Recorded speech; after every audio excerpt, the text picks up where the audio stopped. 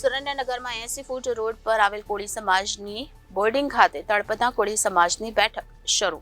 સુરેન્દ્રનગર લોકસભા બેઠકમાં તળપદા કોળી સમાજના મતદારો વધુ હોવા છતાં ભાજપ દ્વારા ચુવાણિયા સમાજના ઉમેદવારને ટિકિટ આપતા રોષ જોવા મળ્યો. તળપદા કોળી સમાજના ઉમેદવારને સુરેન્દ્રનગર બેઠક પર ભાજપ દ્વારા ટિકિટ ફાળવવામાં નહીં આવતા આગામી ચૂંટણીમાં મતદાન પર અસર પડે તેવી શક્યતાઓ છે.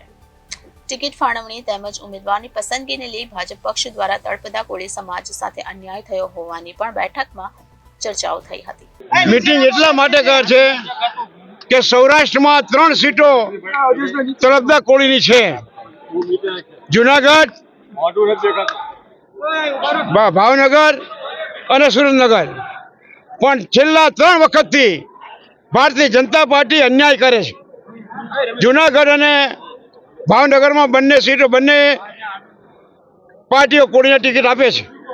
અહીંયા આગળ અન્યાય કરે છે. માટે આજે તળપદા કોળીની મિટિંગ અહીં બોલાવી હતી.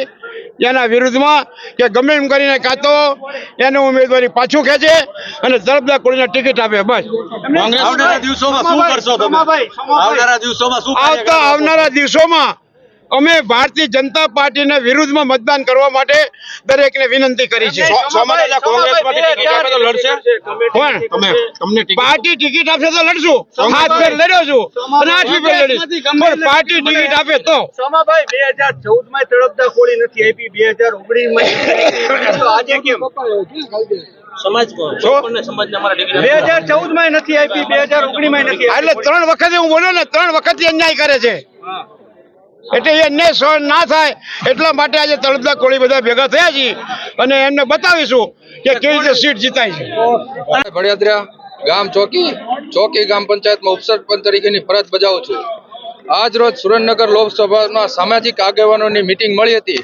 તે મિટિંગમાં એવો નિર્ણય લેવામાં આવ્યો કે જો ભાજપ પાર્ટી જો તળપદા કોળી સમાજને ન્યાય કરવામાં નહીં આવે તો તળપદા કોળી સમાજ જે પક્ષમાંથી જે તળપદા કોળી સમાજને ટિકિટ આપવામાં આવશે તો તેની સાથે રહેશે. આમ જોઈએ તો સુરેન્દ્રનગર જિલ્લામાં તળપદા કોળી સમાજના 4 લાખ વોટિંગ હોવા છતાં આજ દિન સુધી તળપદા કોળી સમાજને ટિકિટ મળતી નથી. જિલ્લામાં જોઈ તો કોઈ પણ હોદ્દામાં, મહામંત્રીમાં કોઈ પણ પદ આપવામાં આવતું નથી. આજ સુધી જિલ્લા પંચાયતમાં પ્રમુખ તરીકે કોઈની વરણી કરવામાં આવતી નથી. તળપદા કોળી સમાજે ભાજપને ઘણું બધું આપ્યું છે. આજ દિન સુધી ખોબે ને ધોબે મત આપ્યા છે. છતાં સુરેન્દ્રનગર લોકસભા સીટમાં આવડી મોટી અવગણના તમારી ક્યારે સહન નહીં કરે.